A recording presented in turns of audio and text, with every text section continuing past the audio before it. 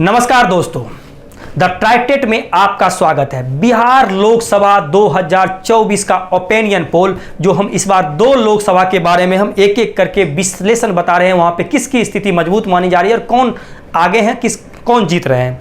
तो सबसे पहले हम बात करते हैं सारण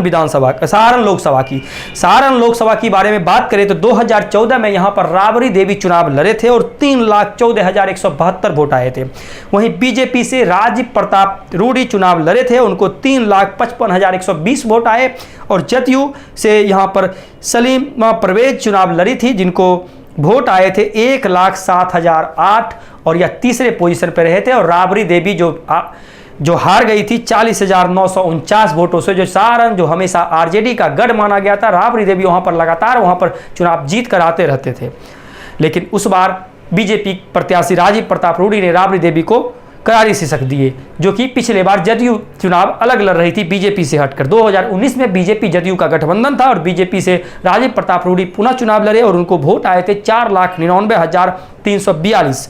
वहीं चंद्रिका राय जो दुर्गा प्रसाद जो कि पूर्व मुख्यमंत्री बिहार के थे, उनके बेटे थे और तेज प्रताप यादव के ससुर थे, उनको चुनावी मैदान में आरजेडी ने उतारा। उनको वोट आए 3,60,913 और 1,38,429 वोटों से यह चुनाव हार गए थे।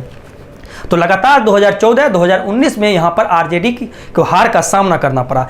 इस बार मुकाबला दिलचस्प इसलिए हो जाता है कि यहां से आरजेडी से रोहिणी आचार्य, जो लालू यादव की बेटी है, और हाल फिलहाल कुछ दिन पहले ही रोहिणी आचार्य ने अपना एक किडनी अपने पिताजी लालू यादव के लिए दान किए, जिसके कारण लोग यहां पर इमोशनल हो चुके हैं और रोहिणी आचार्य के पक्ष में लगातार कैंपेन कर रहे हैं। लेकिन मुकाबला जो है यहां पर फिर से पुनः बीजेपी के जो राजीव प्रताप रूडी जो 2 बार के सांसद थे, वह भी वही चुनाव में मैदान में है, इसलिए मुकाबला यहां पर दिलचस्प हो जा रहा है, मुकाबला कांटे की हो जा रहा है।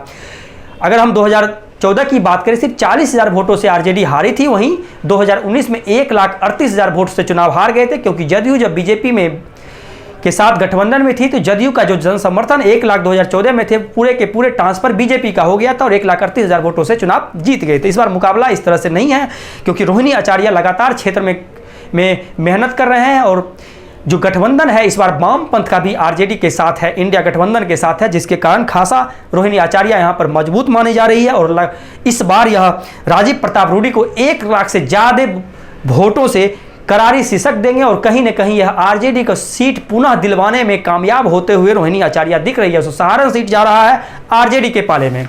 इसके बाद हम बात करते हैं दूसरा सबसे बड़ा हॉट सीट, जहां पर पुनः लालू यादव की बेटी चुनाव लड़ रही है, वो है पाटलिपुत्रा। यानी पाटलिपुत्रा और सारण से लालू प्रसाद यादव की दोनों सुपुत्री चुनाव लड़ रही है। वहीं तेजस्वी जो पूर्व मुख्यमंत्री थे, उनकी दोनों बहन यहां से चुनाव लड़ रही है।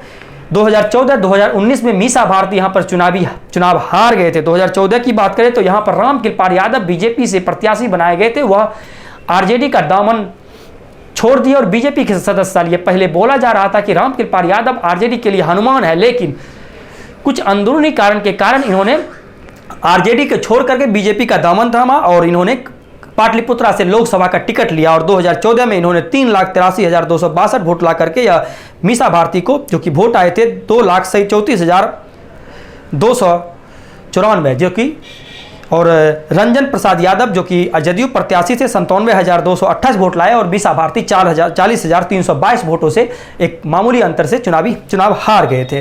2019 की बात करें, बीजेपी ने पुनः रामकृपाल यादव पर अपना भरोसा जताया, वहीं मीसा भारती को पुनः आरजेडी ने चुनावी मैदान में उतारा। और इस बार भी बीजेपी 5,09,557 वोट आए थे, क्योंकि जदयू का गठबंधन था और जदयू का वोट लगभग ट्रांसफर हो गया बीजेपी में। वहीं आरजेडी 4,70,236 वोट ला करके चुनाव हार गए थे। यहां पर कहीं ना कहीं लगभग 1,30,000 ज्यादा वोट पिछले 2014 की तुलना में आरजेडी ने लाया। वहीं बीजेपी को सिर्फ जदयू का ट्रांसफर वोट मिला और यहां पर पुनः मीसा भारती 39,321 वोटों से चुनाव हार गए थे। इस बार मुकाबला दिलचस्प है, वामपंथ का गठबंधन है, वीआईपी पार्टी इंडिया गठबंधन में है, कांग्रेस और आरजेडी भी गठबंधन में है। यहां पर जो मुकाबला है, पुनः आरजेडी मीसा भारती पर अपना दाव फेंका। मीसा भारती 8 साल से राज्यसभा सांसद भी हैं और रामकृपाल यादव 2 बार के जीते हुए प्रत्याशी हैं राज्यसभा। रामकृपाल यादव क्षेत्र में भी सक्रिय रहे हैं, वहीं मीसा भारती भी लगातार अपने ट्विटर के माध्यम से क्षेत्र में भी कहीं ना कहीं सक्रिय रहे हैं। वहाँ पे लगातार पाटलिपुत्रा में जो विधानसभा है वहाँ पे आरजेडी का गढ़ माना जाता है। भाई भूदेव बहुत सारे लोग हैं जो कि आरजेडी को वहाँ स्थिति मजबूत करते रहे हैं। और इस बार मीसा भारती जो इस स्थिति में जिस तरह से प्रचार कर रहे हैं, और तेजस्वी यादव लगातार, तेज प्रताप भी वहाँ कैंपेन कर रहे हैं, तेजस्वी यादव भी लगातार वहाँ पे कैंपेन कर रहे हैं, राबड़ी लालू भी कहीं ना कहीं वहाँ पे पाटलिपुत्रा में अपना दाव खेल रहे हैं, लोगों से मिल रहे हैं। इस तरह से जो लग रहा है कि यहाँ पर स्थिति इस बार पहले जैसा नहीं रहेगी, क्योंकि पिछले बार दोनों बार जो मामूली अंतर से मीसा भारती हार गई थी, इस बार यह लगभग 1 लाख से 1.5 लाख के अंतर से रामकृपाल यादव को करारी शिकस्त देंगे। और लगातार 2 बार के सांसद रामकृपाल यादव रहे हैं, इसलिए लोग उनसे क्षुब्ध हैं और चाहते हैं कि नए कैंडिडेट को हम इस बार चुने, और मीसा भारती को यह वोट दे रहे हैं। और मीसा भारती यह सीट पुनः आरजेडी को दिलवाने में कामयाब होते हुए नजर आ रही है और पाटलिपुत्रा सीट जा रहा है मीसा भारती के पक्ष में। तो इस बार सारण और पाटलिपुत्रा सीट पर पुनः आरजेडी के दोनों सुपुत्री ने यहां पर जीत दिलवा रही है और कहीं ना कहीं यह दोनों सीट आरजेडी के पाले में जा रही है। और आगे भी बचे हुए लोकसभा के बारे में आप लोगों के बीच जल्द हाजिर होंगे। तब तक आपसे विदा लेते हैं।